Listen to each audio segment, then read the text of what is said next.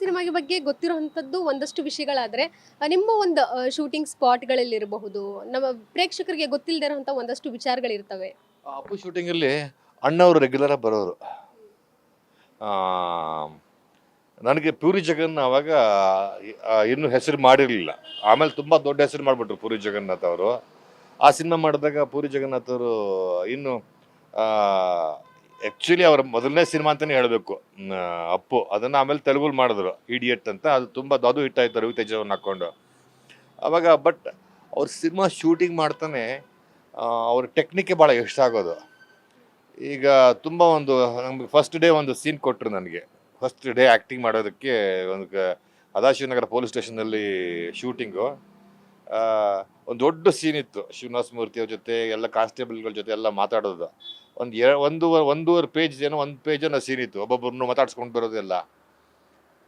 ಪೂರಿ ಜಗನ್ನಾಥ್ ನೋಡಿ ಎಲ್ಲವನ್ನೂ ಹೊಡೆದಾಕ್ಬಿಟ್ಟು 4 ಲೈನ್ ಮಾತ್ರ ಉಳಿಸ್ಕೊಂಡ್ರು. ಅಂದರೆ ಅವಾಗಲೇ ಅವರಿಗೆ ತುಂಬ ಮುಂದೆ ಇದ್ದವ್ರದ್ದು, ಮಾತಿಗಿಂತ ವಿಜುವಲ್ಸ್ ಭಾಳ ಮುಖ್ಯ ಅಂತ. ಆಮೇಲೆ ತುಂಬ ಮಾತುಕತೆ ಇದ್ದಾಗ ನಂದು ರಕ್ಷಿತಾ, ಅದು ನಾನು ಯಾವಾಗಲೂ ರಕ್ಷಿತಂಗೆ ಬೈಯೋದು ಗೀಯೋದು ಅದರ ತುಂಬ ಒಂದು 3-4 ಡೈಲಾಗ್ ಆದಮೇಲೆ ಮಾಂಟಾಜ್ ಆಗ್ಬಿಡ್ದದು. ಅಂದರೆ ಡೈಲಾಗ್ ಇರ್ತಿರ್ಲಿಲ್ಲ, ಬರೀ ಬಾಡಿ ಲ್ಯಾಂಗ್ವೇಜು ಆ ಥರ ಇರೋದು. ಅದು ಅದ್ಭುತವಾದ ಟೆಕ್ನಿಕ್ ಅದು. ತುಂಬ ಆವಾಗ ನನಗೆ ತುಂಬ ಆಶ್ಚರ್ಯ ಆಗೋದು, ಎಷ್ಟು ಮುಂದೆ ಇದ್ದಾರೆ ಇವರು ಅಂತ. ಇವಾಗ ಎಲ್ಲರೂ ಮಾಡ್ತಾರೆ ಬಿಡಿ ಅವಾಗೆಲ್ಲ. ಆ್ಯಂಡ್ ಅಣ್ಣವ್ರು ಬರೋರು. ಅಣ್ಣವ್ರು ಬಂದಾಗೆಲ್ಲ ನಮ್ಮ ನರ್ವಸ್ಸು ಆ್ಯಕ್ಟ್ ಮಾಡೋದಕ್ಕೆ ಅವ್ರ ಮುಂದೆ ಹೆದರಿಕೆ ಆಗೋದು, ಏನು ಅನ್ಕೋತಾರೋ ಅಂತ. ಆಮೇಲೆ ಹೇಳೋರು ಅಣ್ಣವರು. ಒಂದ್ಸರಿ ಐ ಥಿಂಕ್ ಅವ್ರ ಮನೆ ಮುಂದೆ ಅವ್ರ ಮನೇಲೇ ಶೂಟಿಂಗ್ ಇತ್ತು, ಅವ್ರ ಮನೆ ಕಾಂಪೌಂಡಲ್ಲೇ ಶೂಟಿಂಗು. ಆ್ಯಕ್ಟ್ ಮಾಡ್ಕೊಂಡು ಬಂದೆ. ಅವಿನಾಶ್ ಅವರೇ ಚೆನ್ನಾಗಿ ಮಾಡಿದ್ರಿ, ಬಟ್ ಇದನ್ನು ಹೀಗೆ ಮಾಡಿದ್ರೆ ಚೆನ್ನಾಗಿರುತ್ತಲ್ವಾ, ಇದನ್ನು ಹೀಗೆ ಮಾಡೋ ಒಂದ್ಸರಿ ಪ್ರಯತ್ನ ಮಾಡಿ ಹೇಳಿ ಡೈರೆಕ್ಟ್ರಿಗೆ ಅಂದರು. ನಾನು ಪೂರಿ ಜಗನ್ನಾಥ್ ಹೋಗ್ಬಿಟ್ಟು, ಸರ್ ಒಂದು ಮೂರು ಟೇಕ್ ಮಾಡ್ಬೋದಾ ಸರ್? ಹೌದಾ, ಓಕೆ ಅಂತಂದರು. ಯಾಕೆಂದರೆ ಅದಕ್ಕೆ ಮುಂಚೆ ಮನೆ ಕಲ್ಲುಡಿರ್ತಾರೆ ಅಪ್ಪು ಹುಡುಗರು ಕಡೆಯವರೆಲ್ಲ. ನಾನು ಅಣ್ಣವ್ರ ನೀವು ಬರ್ತಾ ಇರ್ಬೇಕಾದ್ರೆ ಕಲ್ಲು ಹೊಡೆದಿದ್ದೆ ಅಲ್ವಾ, ಗ್ಲಾಸ್ ಹೊಡೆದಾಕಿದಾರಲ್ವಾ, ಆ ಕಡೆ ಒಂದು ಲುಕ್ ಕೊಟ್ಟರೆ ಚೆನ್ನಾಗಿರುತ್ತಲ್ವ ನೀವು? ಯಾಕಂದ್ರೆ ನೋಡ್ತೀರ ನಾರ್ಮಲ್ಲಾಗಿ ಎಲ್ಲರೂ ನೋಡ್ತಾರಲ್ಲ ಹೊಡೆದಿದೆ ಅಂತ, ಅದು ಕೊಟ್ಟರೆ ನ್ಯಾಚುರಲ್ ಆಗಿರುತ್ತೆ ಅಂತ ಹೇಳಿದ್ರು. ಸರಿ ಅಂತ ಮತ್ತೆ ಮಾಡಿದೆ. ಆಗ ಜಗನ್ನಾಥ್ ಚೆನ್ನಾಗಿತ್ತು ತುಂಬ ನೋಡಿದ್ದು ಅಂತ. ಅಂದರೆ ಬಟ್ ಅವ್ರ ಮುಂದೆ ಇದ್ದರೆ ಅಷ್ಟು ದೊಡ್ಡ ನಟರ ಮುಂದೆ ಆ್ಯಕ್ಟ್ ಮಾಡೋಕ್ಕೆ ಭಯ ಆಗೋದು.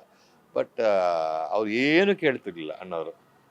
ಬಟ್ ನನಗೆ ಅಫ್ಕೋರ್ಸ್ ನಾನು ಮುಂಚೆ ಅವ್ರು ಮಾಡಿದ್ದು ಎಲ್ಲ ಸಿನಿಮಾಗಳಿಗೂ ಸಜೆಸ್ಟ್ ಮಾಡಿದ್ದು ಅಣ್ಣವರು, ವರದಣ್ಣವರೇ.